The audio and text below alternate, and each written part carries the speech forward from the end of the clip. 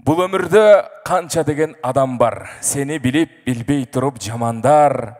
Дайым сені жек көрішөт біліп қой, өзін жақшы көре албаған адамдар дейді. Андықтан біз өзімізді жақшы көрелі. Мейлі бирөө сені душман санасын, мақұл бирөө жаман көріп қарасын. Сен аларға жақшылығын қыла бер, мұны ошондо адам бойдан қаласың дейді. Ушул жерге өзін да жақшы көргөндөр, жанында жақшысын, жақынын да жақшы көргөндөр келген екен. Анда эмесе, ушул концерттин башындагыдай өзгөчө кол чабуулар менен тосуп аласыздар деген ишеничтемин. Бүгүнкү кеченин жакшы адамы Союзбек Сейитказиев.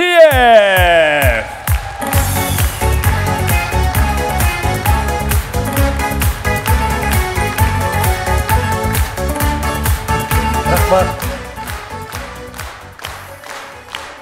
Шаман жағатта ушул звук.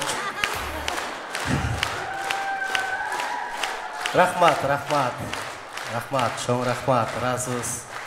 Аябай бук болупсуздар, а? Ырчылардык эле, сонуна кошо ырдап, силерди ырдатып кой, өзү турат го, концерт көрүп.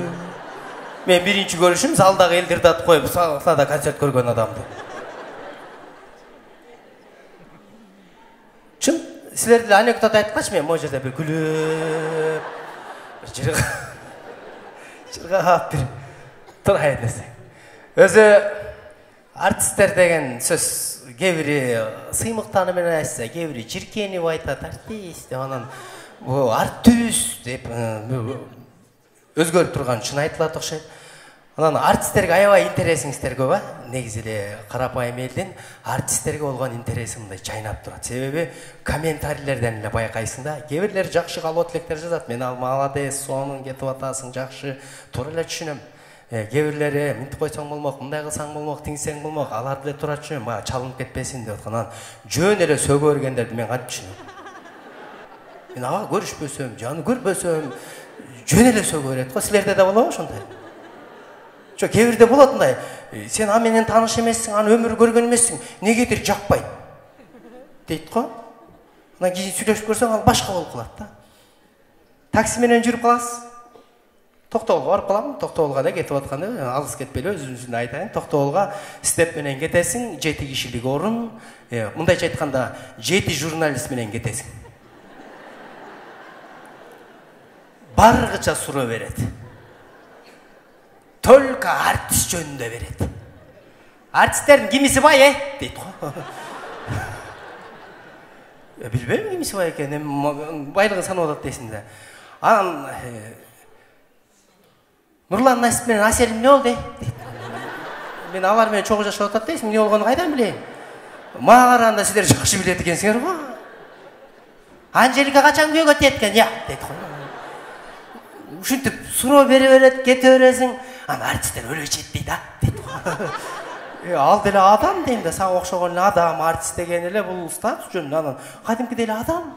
Ичкени бар, ичпегени бар, намаз окуганы бар, окубаганы бар, тентеги бар, жөнөкөйү бар. Десең, анан артисттер аябай көп аял алат дейт го, дейт го. Ким айтты десең? Мун калк айтса калп айтпайт дейм да, элдин арасынан чыгып атат да деп. Ушу элдин айткандарын эле сиздерге айтып берейин деп, ушу калк айтса калп айтпайт деген концерт коюп атабыз да. Калк айтып берет экен. Эгерде мындай жинин келбей эле элди эле тыңшасаң, чындыгын табасың. Эми жарымы жарган болсо да жартысы чын да турабы? Ошон үчүн эл деген сүйлөп аткан болсо, кыргызда айтат го, шамал болбосо чөптүн башы кыймылдабайт депчи. Ошо шамал болуп турат экен да. Анан артист менен молдону эл багууга милдеттүү деген сөз бар. Турабы? Айтып эле жүрөсүздөр, оозуңуздарды толтуруп. Артист менен молдону эл багууга милдеттүү. Артисттердики эле жыргал, эч кимдики жыргал эмес, просто ушундай болот экен да. А мен такси менен жүрүп калам шаардын ичинде. Анан таксиске түшсөң эле, кандайсыңар артист? Несерьезный да? Кандайсыңар артист? Силердики эле жыргал, дейт. Эмнеси жыргал десем, мен силерди эл багат да. Бир жолдо таксиге чыгып калсам, кандайсың артист? Силердики эле жыргал, эл багат деди. Ооба, туура айтасыз, эл багат. Азыр мен могу кафеден чыктым го, көрдүңүзбү? Ооба. Мен тамақ ішіп біттілем, біреу төлеп қойды. Аз сен мен бекер жеткіріп қойсаң, ошанда ел баға отқан болады. Десем, неге мен сені бекер жеткіремін дейді ғой. Елсің бе десем, анда давай бақ. Мұғайым төйлем, айттың ба, давай сөзіңе тұр, давай жеткіресің аз десем. Мен міне жырғағанман таксист болып тұрмын бұл. Ана мен міне жырғағанман артист болып тұрмын. Ешкім жырғағаннан таксист же, артист же, чаван же, башқа нәрсе болмайды.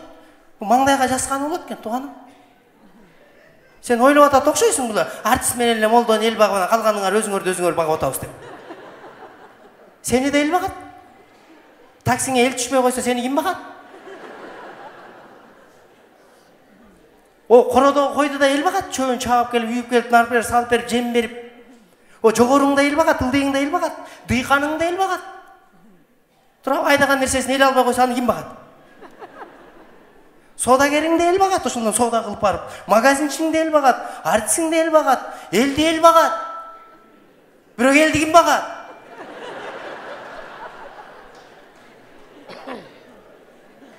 Чында кім бағат елді? Көрсе елде жаратқан бағат екен, ырысқысын беріп. Ошон үчүн чечишип алалы. Мындан кийин артисттерге шылтап качып кетмей жок. Баарыбызды бири-бирибизди багышат экенбиз да, көрсө ушу айланат экенбиз, айланып эле жашайт экенбиз. Азыр мынагы телефондун жашоосу болуп атпайбы? Мына маңдайына келсеңдер өзүнүн көзүнө ишенбей через телефон аркылуу көрүп эле ошол экен дегендей болуп карап отурушпайбы? Келиңиз. Нежекен болот?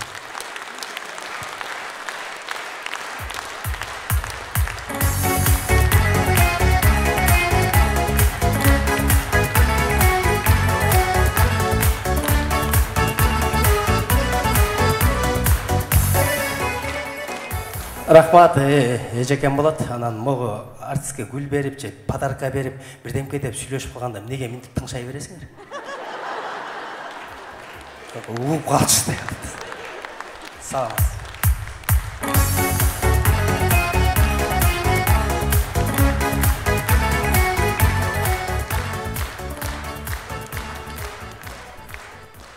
Бул дагы жеңебиз болот. Туура эмес ойлоп албагыла. Жана бек экем айткандай, зал общий чогулуп бир гүл алып келипсиңер да.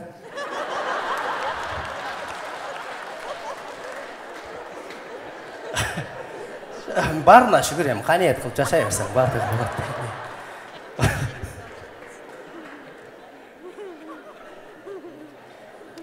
Азыр эми могу мен жана телефон деген жашоо болуп калды. Эми чынын айтыш керек, бул эми бар нерсени колдонот экенсиң, жакшы жакка колдонот экенсиң. Мисалы үчүн ойгонуп тура калып эле телефонду карайбыз, туура? Любойбуз карайбыз дагы, WhatsAppка киребиз дагы, ким эмне деп жазыптыр деп мындайынан окуй баштайсың. Дос, бир 5000 сом керек эле деген жерде жизнь ачпайсың. Ал көгөрүп окулуп калбаш керек. Эгерде окулуп калса уже косяксың. Анан турасында мындайынан кетип атып эле, дос, чай ичпейлиби деген жерге сразу киресиң да, каяктан ичебиз деп аяка жазасың. Анан турасындагы урган боюнча туруп эле бет колуң жууп эле кетип атканда үйүңө да көңүл бөлбөйсүң. Чай ичпейсиң десе, жок, иче бергиле, мен шашылыш иштерим бар эле деп коет. Себеби чайдын понту чечилген да, кетип атасың да. Анан кире каласың да, кайра эле телефонго кирип, машиначылык ишат деп, дагы 1-2 алдында комментарий жазганча, бир экөө менен мушташпаксың, жакшы да, болуп турат дегенде. Анан кетесиң, анан барып достор менен отурасың. Отурганда деле ушу бири-бириң менен жакшы сүйлөшпөйсүң, ушу телефонду коюп алып эле. Кээ бирлер түз эфирге кирип алып отурушат, эмне жеп атканды деле билишпейт. Кээ бирлери вилка менен салат сайып, оозун таппай отур. Кээ бирлери мына чай менен сокту жакын коюп алып, сок ичем деп атып, ысык чай ичип атат. Телефон ушундай кылып атат да бизди. Айлантып атат дегенде. Анан бири-бирибиз менен кабарлашпай кеттик, минтип кеттик деп атабыз. Бири-бирибизди сагынбай калдык деп атабыз. Себеби биз бири-бирибиз менен мындай маңдай теске жолукпаганыбыз менен телефондон көрүшө берип, биз бир туугандай эле болуп калдык. Мен деле сиздерди көргөм, Facebook'тан көргөндөрүм жүрөт мекте. TikTok'то батыл ойногондор отурат могу жерде. Instagram'да жүргөндөр жүрөт, мен могу жерде тамак ичип атам дегендер отурат могу жерде. Ушундай бири-бирибиз менен көрүшө берип, мындай тааныш болуп калдык. Сагынуу деген сезимдер жоголду. Себеби көрүп турабыз, Россияга кеткендердин кат жазышыбызчу болчу эле азыр мындай эле чалып эле сүйлөшүп эле общий группа эле сүйлөшүп коюп атабыз. Бардык нерсе ушундай эле кетип атат. Бирок кимдин эмне болуп атканын билбей атабыз да, билбей калыптырбыз да, ал ниткенин сезбеппиз да деп эле сүйлөшөрбүз. Жок, азыр билбей калдым деп айтыш болбойт. Себеби телефонуңузду карасаңыз, статусту эле карап көрсөңөр, ассаламу алейкум. Рахмат. Бул жанагы чоң костюмдун баласы, Ильястын баласы. Аяш балабыз.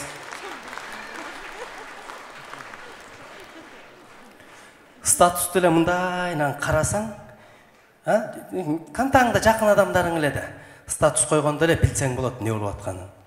Жашоо мынча татаал. Бул күндөрдө өтөт деп статус коюп койгон болсо, демек кыйналып аткан болот. Чалып, сурап, неден кыйналып атасың деп колдон келсе, акча бере албасаң дагы мындай сөз менен жардам берип койсоң болот. Кадимкидей эле. Ал эми ооматың келип турганда дос көп экен дагы, ооматың жокто сен эч ким эмес экенсиң дегендер, алар банкрот болгондор. Ушу банкротко түшкөндөр. Аларды дагы чалып, сурап койсо болот. Ал эми сүрөт да койбой, статус да койбой, дым жок болуп кетет го. Булар аябай карызга батып калгандар туугандар. Себеби статус койсо эле кармалып калышы мүмкүн алчы. Ага чалып сразу сурагыла, эмне болуп атасың деп. Ал эми Кудайга шүгүр деп жазып койгонго, сен дагы көрсөң Кудайга шүгүр де. Чалсаң, сөзсүз Кудайга шүгүр де. Чалып тур эле. Кандайсың сен? Кудайга миң мертебе шүгүр, иши жүрүп атат, болуп атат, жайлары сонун. Коюп бүткөндөн сен дагы Кудайга шүгүр деп койсоң болот. Анан жанагы коркунучтуу статус бар. Сенсиз деле күн өтөт, сенсиз деле жашап келгем, жашай берем деген статус. Бул семейный адамдардын ортосунда, анан сүйүшкөндөрдүн ортосунда тополоң болуп кеткенде коюлган статус. Буларды да чалып, ал акыбалын сурап коюш керек туугандар. Туулган жердин топурак алтын, аны биз койбойбуз, аны чет өлкөдө жүргөндөр коет. Себеби кадырын ошолор билет да, ошолор сагынып коюп коюшат. Анан дагы ушундайдан кете берет, мындай ден соолуктун кадырын андан ажыраганда билет экенсиң дегендерге сөзсүз чалып барып койгула. Себеби ал ооруп аткан болот. Ата-энеңден башка сага эч ким күйбөйт экен деген статусту көрсөң, ал бир туугандарына таарынып аткандар, досторуна эмес. Бир тууганына да таарынып калган, атамдан башка, апамдан башка эч ким күйбөйт экен мага деген статус ал. Анан статустардын ичинен келип, сүйүү жөнүндө поэзиялар коюлуп калган болсо, демек ал сүйүүгө кабылып калган. Азыр могул статус көп коюлуп атат да сүйүшкөндө. Мен сени сүйөм, мен сени дагы эле сүйөм. Мен азыр жаштыгымдын асказоосун айланып жүрөм. Ой, мен кете албай жүрөм. Мен сени келет деп күтөм. Түшүнбөйсүң, мурда таштап кетип кайра сагынып атканын түшүнбөйсүң, же эмне болуп атканын билбейсиң да. Эгерде мындай статус коюлгандарга чалбагыла, мишейт этпегиле. Ага акылды айтпагыла. Анын мээсине эчтеке кирбейт. Канча акыл айтсаң да анын эси тартып ошол. Ошол эле оюнда боло берет да. Анан окуянын бардыгы бүткөндөн кийин келип, эмне болдуң десе, жинди эле болуп турмун дейт. Айтпа турам жинди болуп атасың десе, ошо билбептирмин да дейт го. Анан убактылуу өмүрдө кир калтырбай көңүлгө бири-бирибизди кечирип жашайлы деп коюп койгондор, булар көп косяк кетиргендер. Ошол статус менен кечирим сураш керек да. Чынында эле бул дүйнө жалган дүйнө деп баарыбыз сүйлөйбүз, бирок жалган экенин унутуп калабыз. Мен сенсиз жашай албайм, мен сенсиз жашай албайм, мен өлүп калам дегендердин көрүп эле атабыз жашап эле жүргөн жашынакай эле. Мен сени ыраазымын, эки дүйнө ыраазымын, мен сени эки дүйнө сатпайм дегендер наркыга жетпей эле бер жактан эле сатып жүрүп атат. Себеби бардыгы ушундай экен. Жалган дүйнө деп коюп атканбыз дагы, кайра чын дүйнөдө жүрүп. Негизинен адам баласы бири-бирин жек көргөнгө акысы жок экен. Себеби башында эле айтылыптыр да, адамдын душманы адам. Мен түшүнбөй жүрөм, адам душман адам болуп калат. Адам душман адам де. Адам баласы өзү ядерный бомба жасап алып, өзү коркуп отурат го, көз тостоюп. Аны ким басып берет? Аны маймыл жасап кеткен жоктур, адам жасаганда. Өзү жазып алып, өзү коркуп отуруп берет. Ошон үчүн адамга адам тийишпесе эле тынч болот экен жашоомда, кете берет. Анан бири-бирибизге таарынбай эле мындай кечиришип жашайлы. Мына могу жерде отурабыз го. Эгерде кечиришип эле койгон болсок, биз сонун жашайбыз. Бири-бирибизди карап жашайбыз. Себеби интернеттен бири-бирибиз менен урушуп, бири-бирибизге абийде болуп калганбыз. Биз эч кимибизге жардам бергибиз келбейт да. Мында башка. Кечирип койгондон кийин бүттү. Жайдарсың, сонун жашайсың. Эки үй аларлар бир үйүн берип турат эми. Кечирип койгон болот да. Мындай жок, биротол бербесе да, мында арзаныраак, азыр квартира көтөрүлүп кетти го, ошону арзаныраак кылып берип турат да. Мен жашайм. Эки машинасы барлар, бир машинасын берип турат дегендей. Анан могу жерде концерттегилер, машинасы барлар, машинасы да жокторду ала кеткиле. Ошондо биз бири-бирибизди кечиришип жашап аткан болобуз.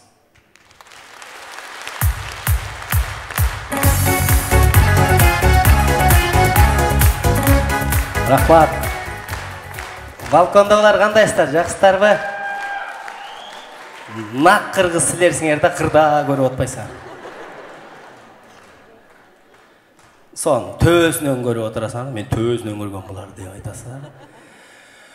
Ушуну менен сиздерге арналган концертибиз соңуна чыкты. Колдоп, кубаттап, кыштын күнүндө убакыт ажыратып келген коноктор, мен сиздерге чын жүрөктөн ыраазымын. Баскан кадамыңыздардан ар убакта гүл чыксын, кылган ишиңиздер Кудайга жагып жүзүңүздөр жарык болсун. Бир сөз менен айтканда кыскасы, күндүзгү кылган эле ишиң түнкү уйкуңду буспаса, бул жүрөктүн тынчтыгы. Жүрөгүңүздөрдө тынчтык, үйүңүздөргө бакыт орносун. Жакшылыктарда, жакшы күндөрдө жолукканча сак саламат барыңыздар.